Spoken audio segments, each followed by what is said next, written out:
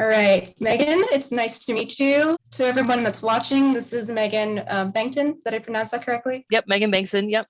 Okay. And then I'm Ricky Johnson. I'm an ASU student, architecture and design. And this is my fourth year. I'm interviewing Megan, who works with Gensler. She is a project architect. And where about is your location? I'm in the United States. I'm in Los Angeles specifically. I've been at Gensler. We're in the Gensler LA office for 11 years now. Okay, great. So my first question for you is, what key life experiences have formed who you are today?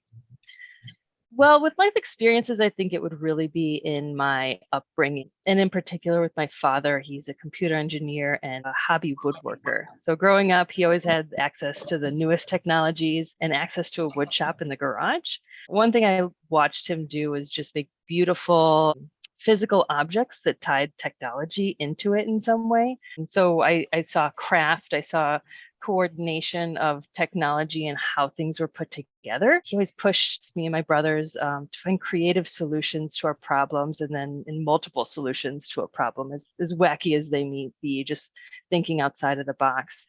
And he always gave us challenges, which were fun, and I learned a lot of skills from even kind of the wackiest challenge, like fitting decks of cards into a bottle or ordering a McDonald's milkshake with fries in it. Just having to go in and ask for that is kind of weird and scary, but having to collaborate with people in something that's really uncomfortable. And so really, I think my upbringing had a lot of impact on who I am today. And just like my father pushing me to creative solutions and problem solving. Yeah, I totally feel that same way. The parental upbringing definitely helps a lot. How did you become passionate and involved in architecture practice? Well, taking those skills and the exposure in high school, I had engineering classes, I had woodworking classes, I had robotics classes, which I think is pretty common now. But I think just the exposure to that type of experience during high school helped push me to decide on architecture as a career. I was in bridge building competitions, so really kind of just figuring out, the structure of something and building it. And then I grew up near Chicago, so really just the inspiration of the city. All of that, I think, really pushed me into the passion of architecture. Mm-hmm. I love those answers. What are your core values and how are they reflected in your practice? Well, I think I have different core values for different aspects of my life and in different contexts and at different points in my life.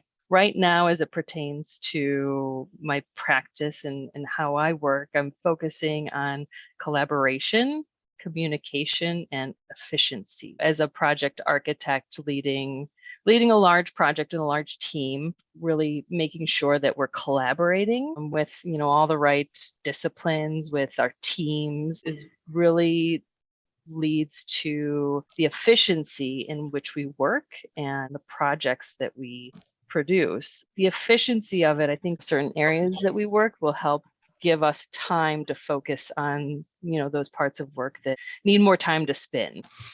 Okay. What is your design process? And this could include your design thinking, visualization, and your realization. Well, I'm a licensed architect and I'm leading teams as a project architect. So my primary focus right now is realization, documentation, and coordinating the project as a whole. So primary focus is realization, but with that, I understand the impact that I can have on the design, just in like how something is detailed and the impact that can have back on the craft of the design. And as part of realization, I like to use visualization to ensure that we're thinking about all parts of an element. Our documentation deliverables is a lot of times like 2D PDFs. And unless we're looking at it in 3D, sometimes the transitions of materials or, how something fits into something can be lost unless we're really analyzing it in 3D. We use Revit a lot for our documentation, and with that we have Enscape. And so we're trying to really utilize Enscape and like 3D Revit to look through and make sure that all the pieces fit together, and how is something going to transition, and making sure that the finishes are appropriately coordinated. Okay. Yeah. Okay. How do you collaborate with other individuals to realize your impactful work? Well, I know that none of us can do it alone, right? So it's really an enormous collaboration with a large team of people from concept through completion, right? We have our clients, we have our project designers, we have our consultants, product and material reps. You'll have the local jurisdictions, the building department or the food health department, and the general contractors too. So understanding a team of consultants that you know and trust for a project and knowing who to go to and the resources for this will result in, a successful collaboration on a project. Okay. Do you have a favorite reading or an architect that has made a large influence on you? Yes, growing up in Chicago, I would say Mies van der Rohe. And just now as a project architect, understanding the simplicity that he would strive for.